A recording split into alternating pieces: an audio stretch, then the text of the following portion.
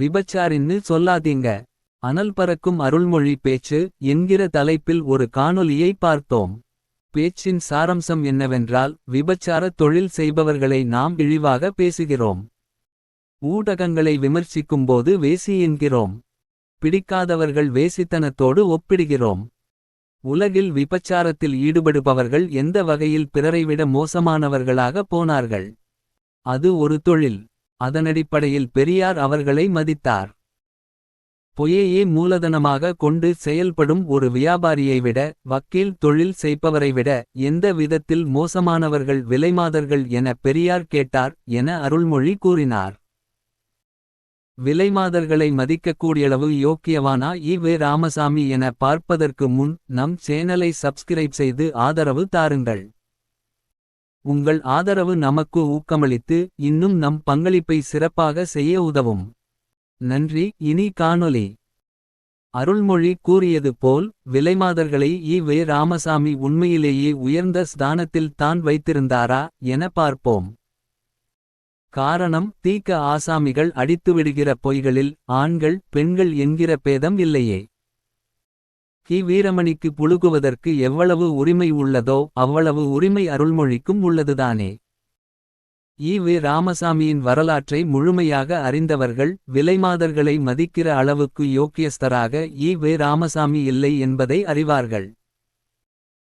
ஈ.வே. ராமசாமி கூறியது போலவே பொய்யையே மூலதனமாக கொண்டிருக்கும் வக்கீலைப் போலவே அருள்மொழி ஈ.வே. ராமசாமியை பெருமைப்படுத்த பொய்யை பயன்படுத்தி இருக்கிறார் என உறுதியாக சொல்லலாம். அவர்களின் பாணியிலேயே சொல்ல வேண்டும் என்றால் அருள்மொழி வழக்கறிஞரில்லையா? அதனால் பொய் சரளமாய் வந்துள்ளது. விலைமாதர்கள் விஷயத்தில் ஈ.வே. ராமசாமியின் உள்ளம் எவ்வளவு அழுக்கு படிந்திருந்தது என பார்ப்போம். நாத்திகரான ஈ.வே. ராமசாமி கடவுள் நம்பிக்கை கொண்டு கோவிலுக்கு போன தம் மனைவி நாகம்மையை வேசி எனதான் தம் நண்பர்களிடம் காட்டி நாகம்மையை கேலி செய்யும்படி தூண்டினார். இந்த வரலாறு அனைத்து தீக்க.வினருக்கும் தெரியும். கோவிலுக்கு சென்ற தம் மனைவி நாகம்மைக்கு கடவுள் என்றாலே வெறுப்பு வர வேசி என நண்பர்களால் ஒரு கேலி நாடகத்தை அரங்கேற்றினார். இன்றைக்கு ஈவ் டீசிங் என்கிறோமே, அதை அந்த நாளில் தம் மனைவியிடமே காட்ட துணிந்தவர் தான் ஈ.வே. ராமசாமி. ஒரு பெண்ணை என்ன பழி சொன்னாலும் தாங்கிக் கொள்வாள். வேசி என சொன்னால் வேசியாக இல்லாத அவள் மனம் சுக்கு நூறாக உடையும். அதனை எதிர்பார்த்தே ஈ.வே. ராமசாமி வேசி என்கிற வார்த்தையை பயன்படுத்தினார். ஈ.வே. ராமசாமி விலைமாதர்களை மதிக்கக்கூடியவராக இல்லாமல் இழிவாக கருதிய ஆசாமியாக இருந்ததால்தானே தம் மனைவிக்கும் வேசி என்கிற வார்த்தையை பயன்படுத்தினார். எதிரியை தேவடியா மகன் என சொல்லி சந்தோஷப்படும் அற்பர்களுக்கும் பகுத்தறிவாதியாம் ஈ.வே. ராமசாமிக்கும் இந்த விஷயத்தில் என் வேறுபாடுள்ளது? ஈ.வே. ராமசாமி ஒரு முறை சொன்னது, வக்கீல்கள் கொலை செய்தவனை நிரபராதி என்றும் நிரபராதியை கொலையாளி என்றெல்லாம் வாதிப்பவர்கள். இவர்களில் இருந்து நீதிபதி வந்தால் அவர்களிடம் எப்படி நீதியை எதிர்பார்க்க முடியும்? நேற்று வரையில் விபச்சாரத் தொழில் புரிந்தவள் திருமணமானால் அவள் பத்தினியாக இனி நடப்பாள் என்று எதிர்பார்ப்பது போன்றதேயாகும். விலைமாதர்களைப் பற்றி இவ்வளவு கேவலமான அபிப்பிராயம் கொண்ட ஈ.வே. ராமசாமி அருள்மொழி சொல்வது போல் விலைமாதர்களை மதிக்கக்கூடிய நபராகவா இருந்திருப்பார்? ஈ.வே. ராமசாமியால் 1930 நடந்த கூட்டத்தில் இரண்டாவதாய் போடப்பட்ட தீர்மானம். கடவுளின் பேரால் பொட்டுக்கட்டியுள்ள தேவதாசி சகோதரிகள் தங்கள் பொட்டை அறுத்தெறிந்து விட்டு மனதிற்கிசைந்த ஒரு கணவனை மணந்து கொள்ள வேணுமாய் இம்மாநாடு தீர்மானிக்கிறது எனவும் கூறிவிட்டு, நேற்றுவரை விபச்சாரத் தொழில் செய்தவள் திருமணமானால் எப்படி பத்தினியாக இருப்பாள் என்றும் ஈ.வே. ராமசாமி கேட்டது பித்தலாட்டம் இல்லையா? எந்த ஒரு விஷயத்திலும் ஈ.வே. ராமசாமி இரட்டை வேடம் போடாவிட்டால்தானே ஆச்சரியம். விபச்சாரம் என்பதும் ஒரு தொழில், பிற தொழில்களைப் போல. அதனால் அவர்களை ஏன் இழிவாக பார்க்க வேண்டும் என ஈ.வே. ராமசாமி சொன்னார் என அருள்மொழி கூறுகிறார். மேலும், பொய் சொல்லும் வக்கீல்களை வியாபாரிகளை இழிவாக பார்க்காதபோது இவர்களை ஏன் அவ்விதம் பார்க்க வேண்டும் என்றும் கூறினாராம். ஆனால் இங்கே என்ன சொல்கிறார்? நேற்று வரையில் விபச்சாரத் தொழில் புரிந்தவள் திருமணமானால் அவள் பத்தினியாக இனி நடப்பாள் என்று எதிர்பார்ப்பது போன்றதேயாகும்.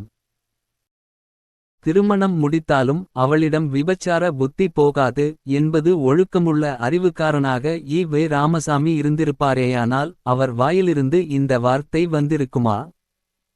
ஒருத்திக்கு ஏதோ ஒரு சூழ்நிலையில் விபச்சாரத்தில் ஈடுபட நேர்ந்துவிட்டது. அதிலிருந்து மீண்டு வேறு சூழலுக்கு மாறும்போதும் அவள் விபச்சாரத்தன்மை கொண்டவளாகவே இருப்பாள் என நினைப்பது கடைந்தெடுத்த ஆணாதிக்க மனோபாவம் இல்லையா? உன் யோக்கியதை எனக்கு தெரியாதா? என கொக்கரித்து சிரித்து சேலையை துகிலுரியும் திரைப்பட வில்லன்கள் போலல்லவா ஈ. ராமசாமியின் கருத்துள்ளது. இந்த ஈ. ராமசாமியா விலைமாதர்களை மதிக்கக்கூடிய நபராக இருந்திருப்பார்? திராவிடர் கழகத்திலிருந்து பிரிந்து அண்ணாதுரை திராவிட முன்னேற்ற கழகம் துவங்கிய காலம். அப்போதெல்லாம் தி.மு.க. பொதுக்கூட்டங்களில் அண்ணாவின் பேச்சை கேட்பதற்கென்றே கூட்டம் கூடும். தி.மு.க. சாராத பொதுமக்களும் கலந்து கொள்வார்கள். சங்கீத கச்சேரிகளில் ரசிகர்கள் தங்கள் விருப்பமான பாடல்களை பாடும்படி துண்டுச்சீட்டில் எழுதி அனுப்புவது போல அண்ணாவிடம் துண்டுச்சீட்டில் கேள்விகளை எழுதி அனுப்புவார்கள். அண்ணாவும் எழுப்பப்பட்டிருக்கும் கேள்விகளுக்கு பதிலளிப்பார். அப்படியொரு முறை கூட்டத்திற்கு வந்திருந்தவர்களில் ஒருவர், பெரியார் உங்களை இப்படி தரக்குறைவாக குறிப்பிட்டு வசைபாடுகிறாரே என்று துண்டுச்சீட்டில் எழுதி அண்ணாவுக்கு அனுப்பினார். அண்ணா தனக்கே உரித்தான நகைச்சுவை உணர்வுடன், நாங்கள் அவரை தந்தை என்கிறோம், அவரோ எங்களை வேசி மகன் என்கிறார் என்று கூறிய பதிலால் கரகோஷம் விண்ணைப் பிளந்தது என்கிறது தினமணி செய்தி. ஆதாரம்: தினமணி, ஏப்ரல் 12, 2016. தம் எதிரியை வேசி மகன் என கூறி தம் பழி உணர்ச்சியை தீர்த்து கொண்ட ஈ. ராமசாமி எப்படி விலைமாதர்களை மதிப்புடன் பார்த்திருப்பார், மதித்திருப்பார்? யாரையாவது டாக்டர் மகனே, நடிகன் மகனே, அரசியல்வாதி மகனே என்று தனிப்பட்டு சொல்கிறோமா? இல்லையே. பெருமைப்படுத்தி சொல்ல வேண்டியதையே சொல்லாமல் இருக்கும்போது வேசி மகன் என சொல்கிறோம் என்றால் வேசித்தனத்தை இழிவாக கருதியதால்தானே. அப்படி சொல்லி ஒருவனின் கோபத்தை தூண்ட முடியும் என்கிற அற்ப ஆசையில்தானே. பிற தொழில் போல் விபச்சாரத்தையும் ஒரு தொழில் போல் பார்க்கிற மனநிலை ஈ. ராமசாமிக்கு இருந்திருக்குமேயானால் தம் அரசியல் எதிரியை வேசி மகன் என கூறி சுய இன்பம் அடைந்திருக்க மாட்டார். ஈ. ராமசாமி சொன்னது மேகவியாதி. அந்த காலத்து எய்ட்ஸ் நோய் பிடித்த பெண்ணை அவளது உடையினாலும் அணியினாலும் கண்டுபிடிக்க முடியாது. அவளை வைத்திய சிகிச்சை மூலமே அறிய முடியும். அதுபோல் தேர்தலில் நிற்பவர்கள் அவர்களது பேச்சினால் எழுத்தினால் கண்டுபிடிக்க முடியாது. அவர்களின் நடத்தை, பக்கத்தில் உள்ள அவர்களது நண்பர்கள் யார், அவர்களின் எதிரிகள் யார் என்பனவற்றால் கண்டுபிடிக்க முடியும்.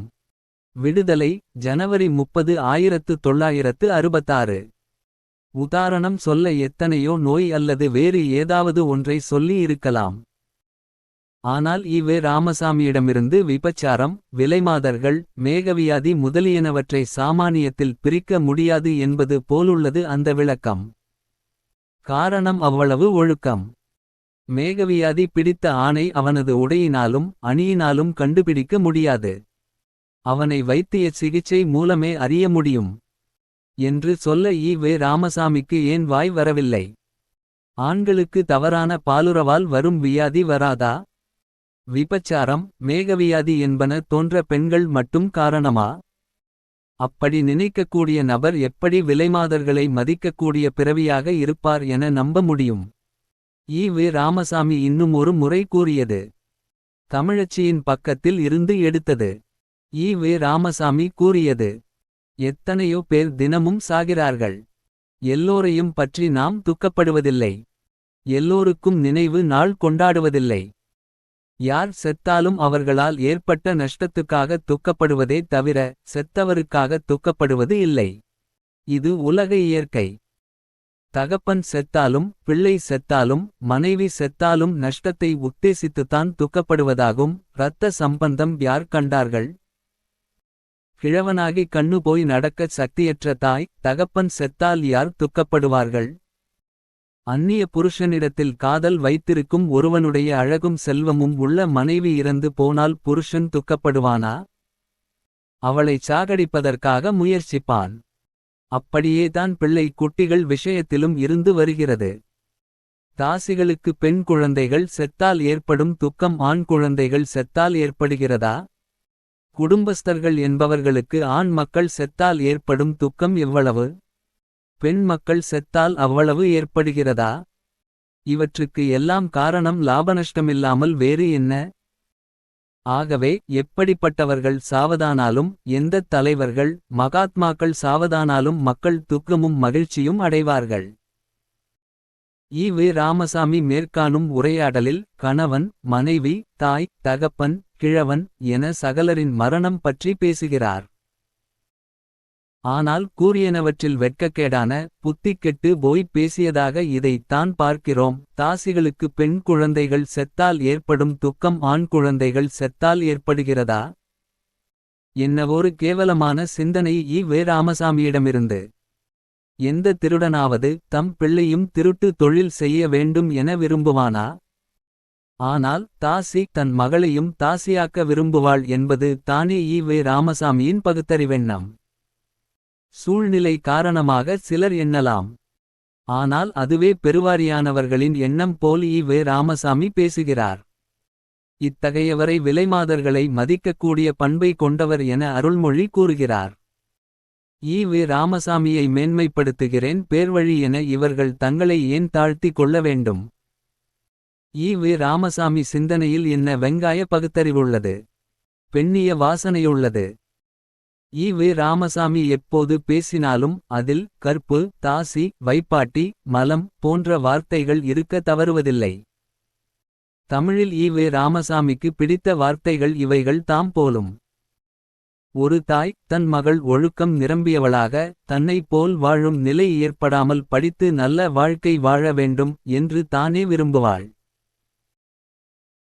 அதிக உடலுழைப்பை வாங்கக்கூடிய கௌரவமான வேலையை செய்கிறவர்களே கூட தன்னைப் போல் தம் பிள்ளை கஷ்டப்படக்கூடாது என நன்றாக படிக்க வைக்க முயல்கையில் ஈ.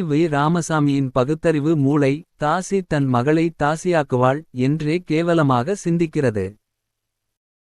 அப்பன் குற்றச்செயல் புரிபவனாக இருந்தால் பிள்ளையும் அது போலவே இருப்பான் என்கிற பாமரப்புத்தி தான் ஈ. ராமசாமியிடம் தென்பட்டுள்ளதே தவிர பகுத்தறிவு புத்தி தென்படவில்லை. ராஜாஜி நண்பரல்லவா அதான் தான் ஈ. ராமசாமி அவ்வாறு சிந்தித்தார் போலும். அருள்மொழி கூறியதையெல்லாம் மூளை சாவடைந்த தீக்கவினர் தான் நம்புவார்கள். சுய அறிவுள்ளவன் ஈ. ராமசாமியின் யோக்கியதையை கண்டுணர்ந்தே வாசித்துணர்ந்தே அவர் கூறியதை நம்புவான் அல்லது நம்ப மறுப்பான். என்ன சொன்னாலும் நம்புவதற்கு ஒரு முட்டாள் கூட்டம் இருக்கும்போது எதையாவது பேசி கைத்தட்டல் வாங்கும் ஒரு கூட்டமும் இருக்கத்தானே செய்யும்.